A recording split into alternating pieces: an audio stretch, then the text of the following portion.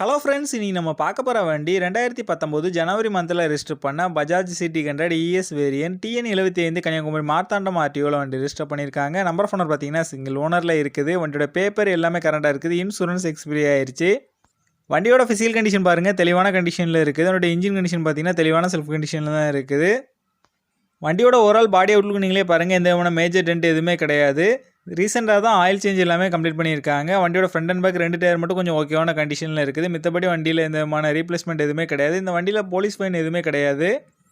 இந்த வண்டி இருக்க லொக்கேஷன் கன்னியாகுமரி மாவட்டம் கலையக்கவிலையில் தான் அந்த வண்டி இருக்குது. இந்த வண்டிக்கு அவங்க சொல்கிற ப்ரைஸ் 37,000 சொல்கிறாங்க. ப்ரைஸ் வந்து ஃபிக்ஸ்டு இல்லை, ஸ்லைட்லி நெகஷியபிள் தான்.